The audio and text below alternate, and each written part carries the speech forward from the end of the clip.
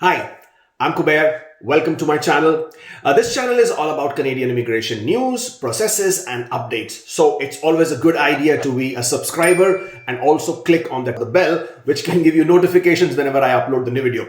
Today is a very exciting morning because we finally have an update from Canada, which has to do with the Indian biometrics or the biometrics in India update. And this was conveyed to us via a tweet from Canada and India Twitter handle. And it finally offers a biometric update for other visa categories from applications in India. So let's head over to the Twitter account and then we will talk more about this. So this is the Canada and India, the tweet, and it specifically refers to the biometric appointments that the VIC services update. Biometric appointments will soon expand to other visa categories. Note, travel restrictions are still in place that will prevent many clients from traveling to Canada depending on their visa category.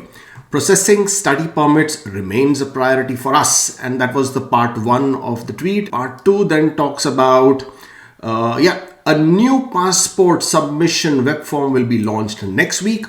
Clients will now be able to request a two-way courier service via the web form instead of emailing the VAC contact center. So just to break this down, what they're talking about in the first tweet, obviously they are referring to the biometric appointments, and that as we had discussed earlier, if you would have seen my earlier videos, and I mentioned that we expect that they would probably be looking at extending the biometric appointments to other categories towards the first quarter of the year.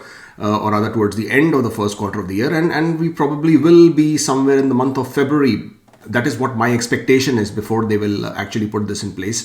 But again, the priority will remain for the study permit applications because we are still in the month of January. The January intake for students is still on. A lot of applications are still being processed. Actually, a lot of them have not been processed and they're still in the backlog. So those will continue to be a priority, as it is obvious. And then they're further referring to the fact that just because you have your biometrics done or you get your PPR and you get your PR visa, that doesn't mean that you will be able to travel immediately. The travel restrictions are still in place and that will prevent people from traveling, again, depending on their visa category.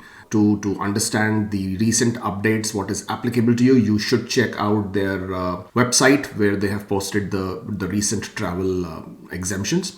And again, the processing of study permit remains a priority. Now, in the second tweet, this one, which obviously is also of a lot of interest to us, a new passport submission web form will be launched next week. So this refers to people who have received their passport requests. Okay, if you have received your passport request, so whether you're a student, whether you are a permanent residence visa applicant, whether a spousal or family class or even express entry or economic class. Now, if you have a passport submission request, you will now be able to submit your passports using a web form, which will be launched by them, by IRCC next week. That's what it indicates. And clients will now be able to request a two-way courier service via the web form instead of emailing the VAC contact center. Well, this, I think, has been a development after there has been a lot of flack that IRCC has been getting because the whole process of sending your passport through the VFS hasn't been very pleasing experience. A lot of people faced no response or they couldn't get in touch with the call centers of VFS, and they were quite irritated and annoyed with how the service was operating. So this is a good development.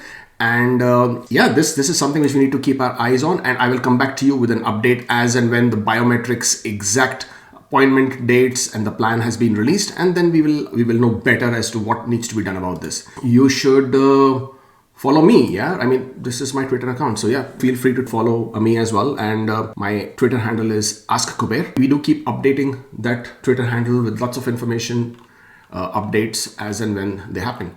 Well, there you have it. That was the tweet. This gives us a good understanding, good feeling that we are heading to some normalcy as far as the immigration processes is concerned. This has been pending and due for a very long time. But in spite of that, I would not be jumping with joy yet because this will be phased in gradually. They will give priorities to the study permit applications because obviously study permit applications are time bound. Students have intakes that they need to start their studies with. So they will obviously have more priorities. PR applications at the moment do not have a priority. And the reason for that is primarily because that even if your application is approved, you will not be able to travel because the travel restrictions related to PR visas being issued on or after the 18th of March are still in place. So because they're still in place, and even if you do get your PPR and your visas submitted and issued, you will not be able to travel at this point of time. So therefore, those applications do not seem to be a priority.